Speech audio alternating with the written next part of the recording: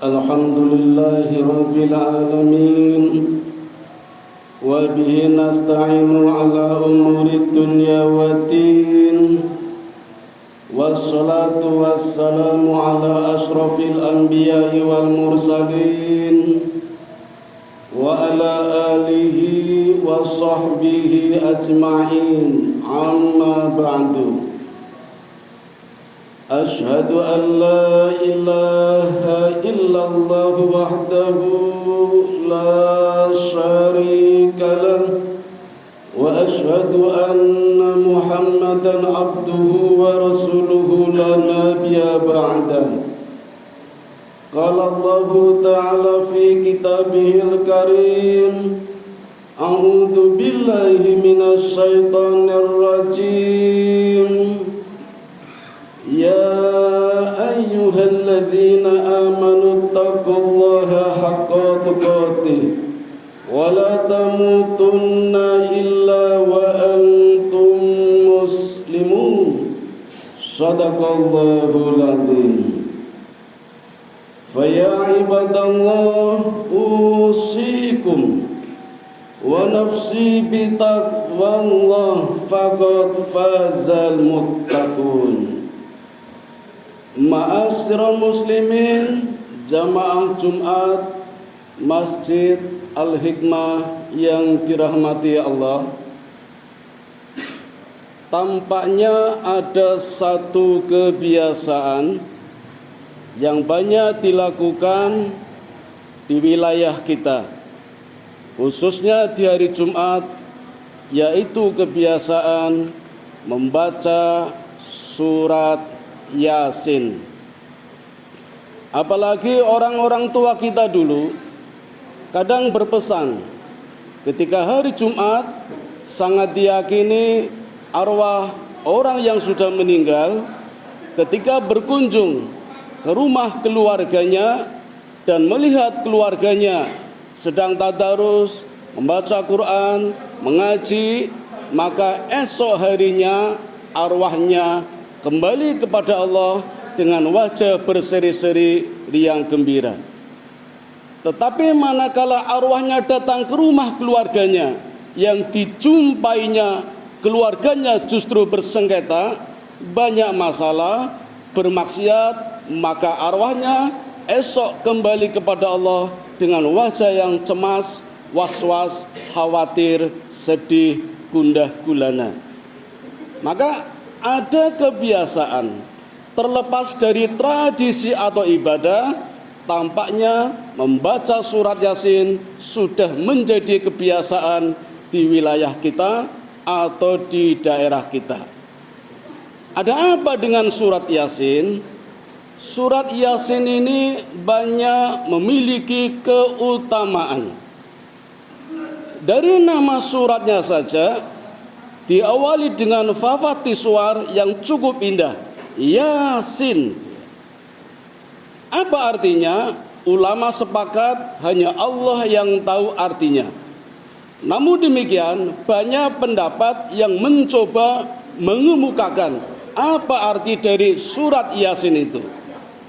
Yang pertama, surat Yasin adalah nama singkatan dari Allah Subhanahu wa Ta'ala yang memiliki nama-nama sejumlah 99. Ya Qahar, Ya Jabbar, Ya Hayyu, Ya Qayyum. Itu kalau disingkat menjadi Yasa. Itulah singkatan nama Allah. Artinya ketika kita membaca surat Yasin, sebenarnya kita memanggil Allah, kita membutuhkan Allah, dan Allah pun memanggil kita, mengingatkan kita lewat surat Yasin. Yang kedua, Yasin adalah nama panggilan dari junjungan kita Nabi Muhammad sallallahu alaihi wasallam, dari kata Ya Sayyidul Basar, Bapak manusia, Bapak dunia, junjungan kita Nabi Muhammad, yaitu Rasulullah Khotamin Nabiyin yang bergelar Ya Sayyidul Basar, dan itu arti dari kata Yasin. Sehingga ketika kita membaca surat Yasin, pada hakikatnya kita sedang membutuhkan Rasul kita. Kita butuh solawatnya, kita butuh syafaatnya. Atau Rasul pun memanggil kita karena begitu cintanya beliau kepada kita. Itulah makna dari Yasa atau Yasin, surat yang ke-36 sejumlah 83 ayat. Yang ketiga, ada juga yang berpendapat Yasin artinya ya insan, wahai manusia, dan ini panggilan buat kita. Semuanya ada di dalam surat Yasin sejumlah 83 ayat. Hadirin yang dirahmati Allah, surat Yasin termasuk dalam kelompok surat Makkiyah. Artinya semua ayatnya diturunkan di kota Mekah. Bahkan ada 5 ayat yang diturunkan pada saat prosesi hijrah. Hari-hari terakhir Rasulullah di Mekah hendak hijrah ke Madinah, turun 5 ayat. Ayat 8, 9, 10, 11, dan 12. Saya bacakan ayatnya. A'udzubillahi minasyaitonir rajim. Inna ja'alna fi a'naqihim aghlalan fahiya ilal adqani fahum mukmahun. Artinya, sungguh kami, kata Allah, telah memasang belenggu di leher mereka, lalu tangan mereka diangkat ke dagu, karena itu mereka tertengadah. Ayat ini mengkisahkan ketika Rasulullah hijrah di malam hari, ketika dikepung 40 pemuda, Allah berkehendak memasang belenggu di leher-leher mereka, sehingga mereka tertengadah, memegang dagu, tidak melihat Rasulullah hijrah lewat di depan mereka. Saya bacakan lagi, Allah mengatakan kami telah memasang belenggu. Hadirin, perkara belenggu tidak hanya ada di dalam surat ini saja. Bukan hanya Rasulullah yang Allah ceritakan, Allah pasang belenggu kepada orang-orang yang tidak suka dengan nabinya. Nabi yang lain juga begitu. Nabi Nuh alaihi salatu wassalam misalnya, ketika berdakwah, ketika menyampaikan pelajaran, umatnya selalu menutupi telinganya dengan tangannya. Ada yang begini, ada yang begini, ada yang begini, ada yang begini. Kelihatannya sepele, hanya menutup telinga, tapi itulah bentuk kesombongan. Maka Allah mengazab dengan mendatangkan banjir bandang terbesar di dunia. Itulah umatnya Nabi Nuh yang tidak menghormati nabinya.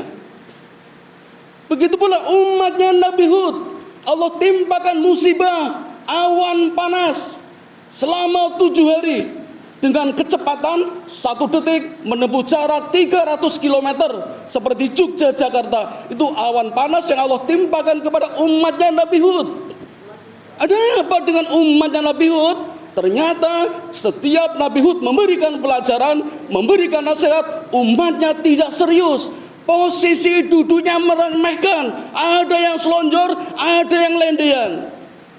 Maka Nabi sangat melarang kita ketika khutbah Jumat, ada makmum, ada jamaah yang duduknya bersandar seperti itu. Bangun, bangun, jangan bersandar. Nabi melarang kita duduk bersandar, apalagi selonjor ketika khutbah Jumat. Tidak boleh bersandar. Satu larangan. Itu umatnya Nabi Hud, Allah timpakan musibah.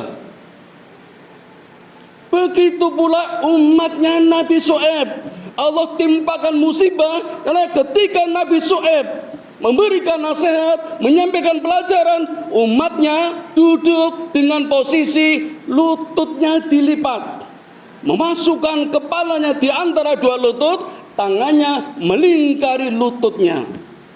Maka semua umatnya Nabi Shu'aib ketika itu Allah berikan petir yang menyambar-nyambar, dan semuanya meninggal dalam posisi yang sama. Duduknya, tangannya melingkar 2 lututnya, memasukkan kepalanya di antara 2 lutut, karena Allah pasang belenggu di belakang leher mereka. Umatnya Nabi Shu'aib. Maka Nabi kita sangat melarang ketika Jumatan ada umatnya yang duduk seperti umatnya Nabi Shu'aib, mendengarkan khutbah, mendengarkan pengajian sambil memeluk lututnya. larangan dari Nabi kita.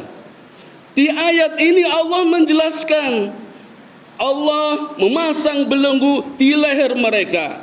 Kali ini belenggu yang dipasang adalah di depan leher. Maka wajah mereka 40 pemuda yang mengepung Nabi Muhammad terangkat dagunya seperti ini. Dan ayat berikutnya menjelaskan, kami jadikan di hadapan mereka sekat dinding dan di belakang mereka juga sekat. Kami tutup mata mereka sehingga mereka tidak dapat melihat ketika Nabi lewat di depannya. Ini ayat yang ke-9. Wa ja'alna min baini aydihim sadda wa min khalfihim saddan fa aghshaynahum fahum la yubsirun. Begitulah bermacam-macam posisi duduk yang Allah timpakan kepada umat yang tidak taat kepada nabinya. Dan Nabi kita Muhammad juga melarang banyak posisi duduk, terutama ketika khutbah Jumat. Allah turunkan ayat ini ketika Nabi hendak hijrah ke Madinah. Ayat berikutnya kata Allah, dan sama saja bagi mereka, apakah engkau memberi peringatan kepada mereka atau tidak, mereka sama saja tidak beriman. Jadi sebenarnya Nabi Muhammad kasihan dengan umat-umatnya, termasuk kepada umat yang belum taat kepadanya. Siapa tahu masih ada kesempatan untuk beriman. Tapi Allah memberikan jawaban, sudahlah Muhammad, sama saja beri peringatan atau tidak, mereka tetap kafir. Ayat 10. Ayat 11-nya, sesungguhnya engkau hanya memberi peringatan kepada orang-orang yang mau mengikuti peringatan dan yang takut kepada Tuhan yang Maha Pengasih, walaupun mereka tidak melihatnya, maka berilah mereka kabar gembira dengan ampunan dan pahala yang mulia. Ini jasa, imbal jasa yang Allah berikan kepada mereka yang ikut Nabi Muhammad hijrah dari Mekah ke Madinah. Kita tidak ikut hijrah, tetapi kalau kita taat kepada ajaran Nabi kita, sama saja hijrah kepada kehidupan yang lebih baik, kepada sikap perbuatan yang lebih baik. Walaupun kita tidak menyaksikannya, maka Allah berikan dua pahala, yang satu ampunan dan yang satu lagi pahala yang mulia. Dalam ayat lain pahala.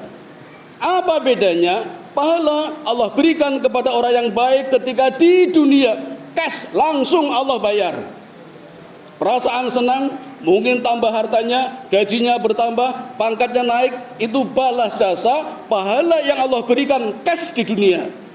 Sedangkan pahala yang mulia Allah berikan esok di akhirat, dapat surga, bebas dari neraka, hisab mudah, di padang mahsyar dinaungi, itu pahala yang mulia.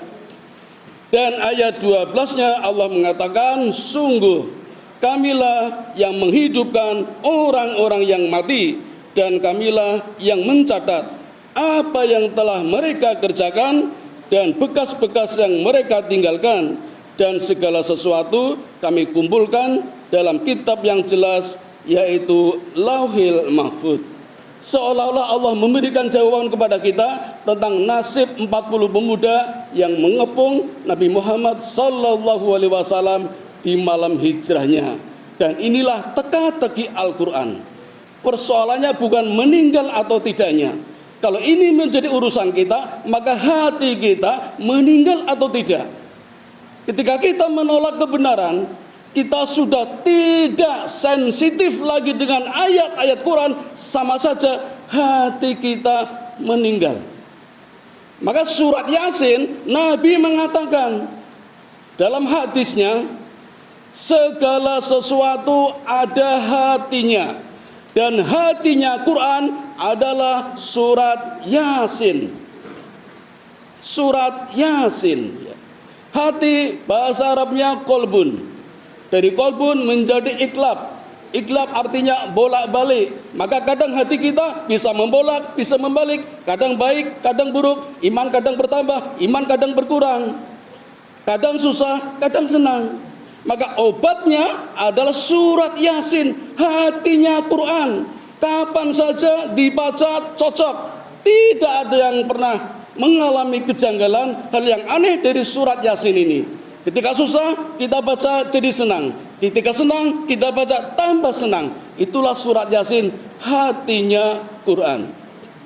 Lalu apa keunggulan atau faedah dari surat Yasin? Sedikitnya ada 17 hadis yang memberikan penjelasan banyak tentang keutamaan membaca surat Yasin.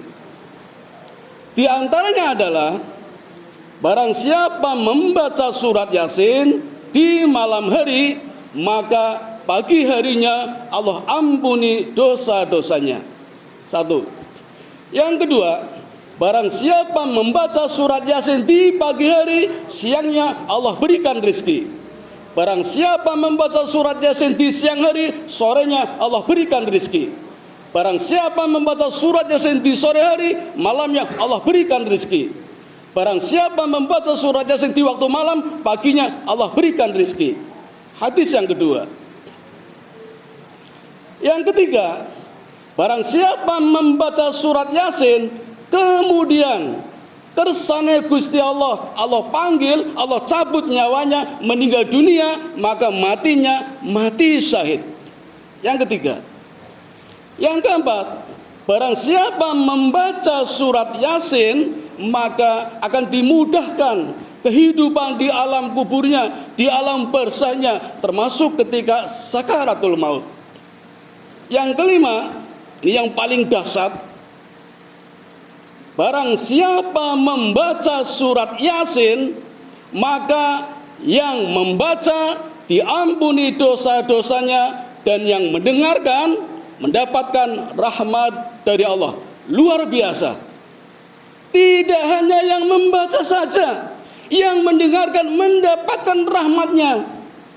Maka saya sarankan ketika Ramadan besok, setelah sholat tarawih kita biasa tadarus, tidak membaca semua.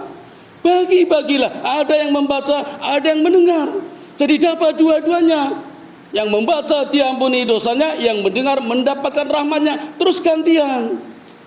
Apa dalilnya? Wa idza quri'al Qur'an fastami'u lahu wa ansitu la'allakum turhamun.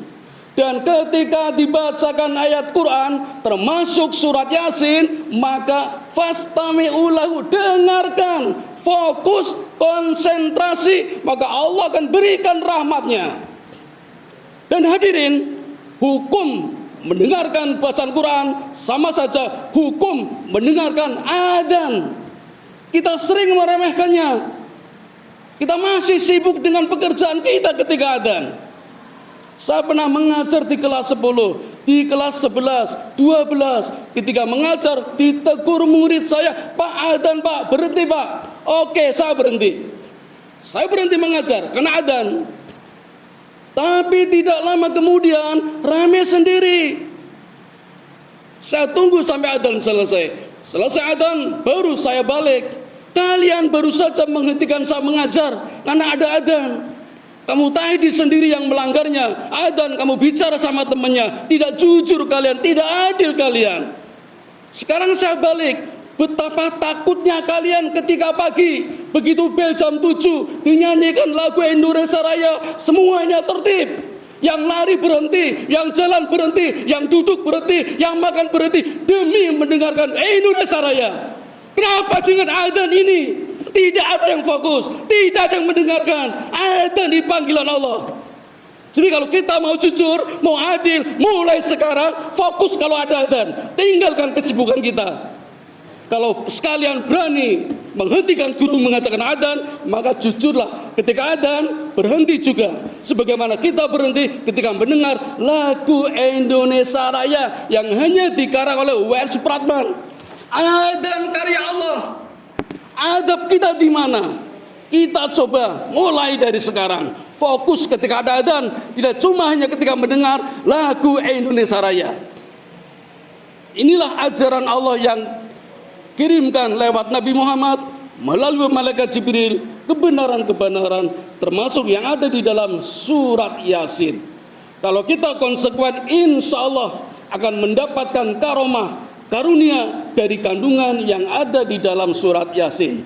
Amin ya rabbal alamin. Demikian khutbah Jumat yang dapat kami sampaikan, mudah-mudahan ada manfaatnya. waqur rabbirfir warham wa anta khairur rahimin.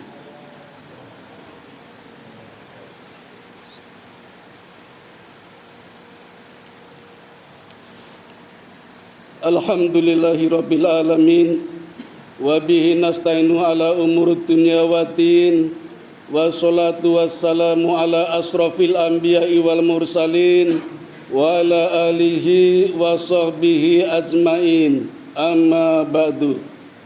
Asyhadu an la ilaha illallah wahdahu la syarikalah wa asyhadu anna Muhammadan abduhu wa rasuluhu la nabiyya ba'dah. Qala Allahu ta'ala fil Qur'anil azim, ya ayyuhalladzina amanu qu anfusakum wa ahlikum naro. Ayyuhal muslimun ittaqullaha haqqa tuqatih wa la tamutunna illa wa antum muslimun. Hadirin yang dirahmati Allah, setelah kita paham, mengetahui faedah, keutamaan surat Yasin, lalu apa yang harus kita lakukan? Tiada lain, kita mulai mempraktekkan, membaca, mendengar, mempelajari, mengamalkan. Dari mana? Dari diri kita. Ibda binafsik. Kita jaga, kita lindungi diri kita dulu. Ya ayyuhalladzina amanu qu anfusakum. Jagalah dirimu. Baru kemudian wa ahlikum naro, keluarga kita. Yang bapak-bapak, kita mulai dari diri kita. Kemudian melindungi istri dan anak kita. Yang adik-adik, mulai dari diri kalian. Nanti pulang, sampaikan kepada bapakmu, kepada ibumu, kepada kakakmu, kepada adikmu. Tapi kita mulai dari diri kita sendiri. Dibiasakan. Insya Allah, kalau kita sudah membiasakan, kita sudah mengistiqomahkan, insya Allah, Allah akan berikan faedah dari membaca, mendengar, mempelajari, dan membaca surat Yasin. Fastabiqul khairat, marilah kita berlomba-lomba dalam kebaikan.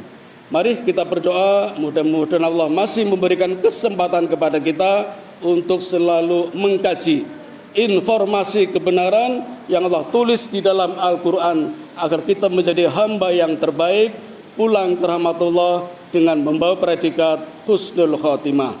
Amin ya rabbal alamin. A'udzu billahi minasyaitonir rajim. Bismillahirrahmanirrahim.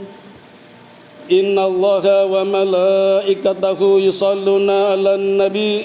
Ya ayyuhalladzina amanu shallu 'alaihi wa sallimu taslima. Allahumma shalli 'ala Muhammad wa 'ala ali Muhammad kama shallaita 'ala Ibrahim wa 'ala ali Ibrahim wa barik 'ala Muhammad wa 'ala ali Muhammad kama barakta ala Ibrahim wa ala ali Ibrahim innaka Hamidum Majid. Allahumma ighfir lil muslimina wal muslimat wal mu'minina wal mu'minat al ahya'i minhum wal amwat innaka sami'un qaribun mujibud da'wat wa qadiyal hajat wa qati'us syahwat. Allahumma inni as'alukal huda wa tuqa wal afafa wal hina. Allahumma ja'alni syakura waj'alni sabura waj'alni fi ainin sahira wa fi a'yunin nasi kabira. Rabbana dhalamna anfusana wa illam taghfir lana wa tarhamna lanakunanna minal khasirin. Rabbana atina fid dunya hasanah wa fil akhirati hasanah wa qina adzabannar. Wa sallallahu ala sayyidina Muhammadin wa ala alihi wa sahbihi ajmain. Subhana rabbika rabbil izzati amma yasifun. Wassalamun alal mursalin walhamdulillahi rabbil alamin. Waladikrullahi akbar. Aqimis shalah.